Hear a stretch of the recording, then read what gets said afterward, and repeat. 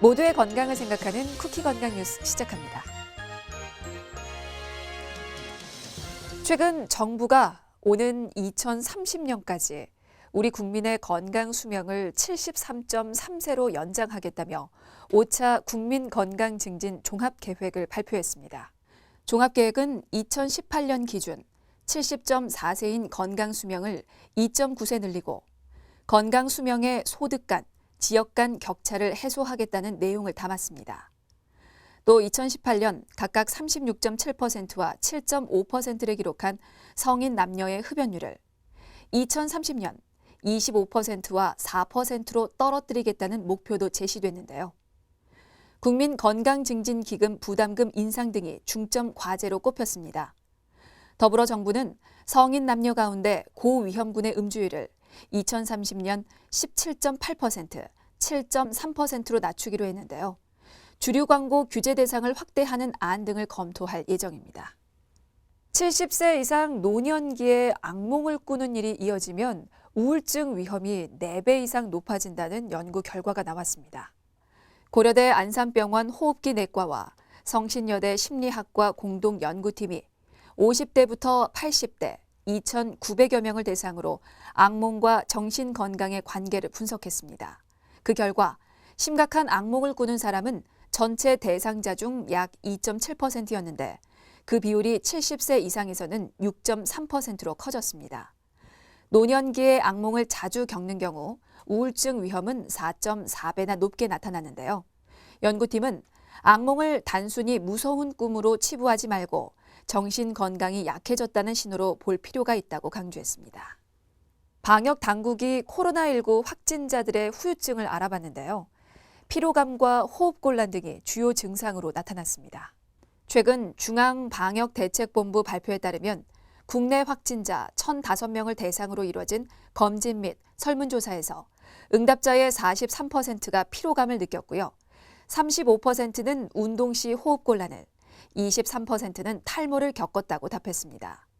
연령별로 보면 10대부터 30대까지, 그리고 40대와 50대에서 역시 피로 증상이 각각 44%, 58%로 두드러졌는데요. 반면 60세 이상 고령 환자에서는 58%가 호흡곤란이 있었다고 호소했습니다. 우리 몸속 칼슘을 조절하는 부갑상선에서 호르몬이 과하게 분비되는 상태를 부갑상선 항진증이라고 하는데요.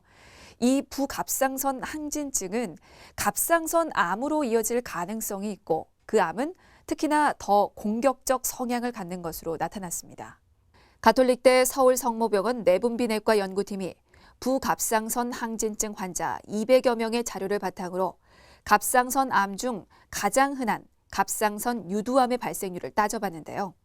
갑상선 유두암이 생길 확률은 평균 8.2%, 림프절 전이율은 21.8%로 확인됐습니다. 연구팀은 부갑상선 항진증 환자군에서 주로 1cm 이하의 미세 유두암이 관찰됐는데 특히나 더 공격적 성향을 보였다며 재수술을 하지 않으려면 갑상선 암 수술 전 치료 계획이 중요하다고 설명했습니다. 수면 무호흡증 환자에서 악성 뇌종양 발생 위험이 통계적으로 높다는 분석이 제시됐습니다. 순천향대 부천병원과 건국대병원 이비인후과 공동연구팀은 수면 무호흡증 환자 19만여 명과 정상인 99만여 명의 자료를 분석한 결과 수면 무호흡증 환자에서 뇌종양 위험이 1.67배 높았다고 밝혔습니다. 연구팀은 특히 수면 무호흡증이 있는 65세 이상 노년층에서 그 위험이 1.97배까지 올라갔다면서 수면 중 호흡장애가 잦으면 저산소증 등이 나타나고 뇌에도 심각한 악영향을 미친다고 전했습니다.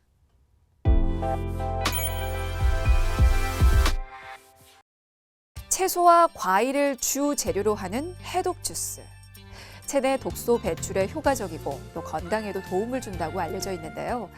자, 이렇게 채소와 과일을 갈아서 액체 형태로 섭취하는 것이 치아 건강에도 좋을까요? 치과 전문의 구지은 원장이 관련 내용을 전해주셨습니다. 치아 건강에 도움이 되는 성분인 식이섬유는 자주 섭취하는 게 물론 좋죠. 식이섬유는 브로콜리, 치커리, 샐러리 같은 해독 주스의 재료가 되는 채소, 과일에 많이 함유되어 있습니다. 하지만 식이섬유가 많이 함유된 채소나 과일을 갈면 불용성 식이섬유는 파괴가 되는데요. 대부분 섬유질이라고 불리는 것이 바로 불용성 식이섬유예요. 장 운동을 촉진하고 장내 유해물질을 변과 함께 배설시키는 역할을 해서 변비 치료에도 탁월한데요. 식이섬유가 풍부한 채소들은 씹는 과정에서 섬유질 성분이 치아를 닦아주고 또 치간 사이에 남아있는 치태, 플라그를 효과적으로 제거할 수 있고요. 또 이걸 갈아 마시면 필요 이상으로 많은 양을 섭취할 수 있어서 다이어트 중인 사람은 주의해야 한다고 합니다. 자, 구지은 원장은 사람은 음식을 씹어 먹어야 한다. 씹는 것 자체가 의미가 있다며 저작 활동으로 치아를 건강하게 만들고 소량으로도 포만감을 느낄 수 있기 때문에 먹는 음식의 양을 안전하게 지킬 수 있다고 말했습니다. 채소나 과일을 불가피하게 즙으로 먹어야 한다면 빨대를 사용해서 입에 머물러 이에 닿지 않도록 하는 게 치아 건강에 좋다고 합니다.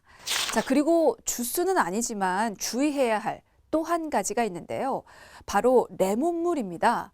이 레몬물을 물처럼 수시로 마시면 레몬 속에 있는 비타민이 체내 독소를 빼줘서 피로 해소에도 도움이 되고 또 면역력이 강해지며 포만감으로 인해 식욕 억제 효과가 있는 것으로 알려져 있죠. 하지만 부주의하게 많이 마시면 건강에 영향을 줄 수 있는데요. 자, 대표적으로 치아 부식을 일으킬 수 있습니다. 레몬즙의 산도가 2.2 강산인 위산과 맞먹습니다. 이 산은 치아를 부식시키는 강력한 원인 물질인데요. 치아를 가장 바깥쪽에서 단단하게 감싸고 있는 범랑지를 무르게 하고 부식시킵니다. 음식물에서부터 유래된 산은 치아 구조를 약하게 만들고 또 약해진 치아로 음식을 씹고 칫솔질을 하면 치아 표면이 갈려 치아 부식을 유발할 수 있습니다. 레몬뿐이 아니고요. 포도, 파인애플 등 신맛 강한 과일이나 과일 주스에도 강한 산성 성분이 들어있고요. 이온 음료도 과일 음료 못지않게 산도가 강하니까 섭취 시 주의하시고요.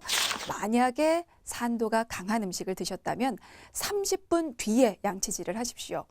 산성으로 변한 구강 속 환경이 자정작용에 의해서 원래의 알칼리성으로 돌아오는 데 걸리는 시간이 음식 섭취 후 약 30분인데요. 이때는 치매 성분에 의해 다시 치아 표면에 얇은 막이 입혀지기 때문에 칫솔질은 음식을 먹은 뒤 약 30분 뒤에 하는 것이 좋고요. 양치질이 여의치 않으면 구강 청결제나 물로 희석해야 치아가 부식되는 것을 막을 수 있으니까요. 참고하시기 바랍니다.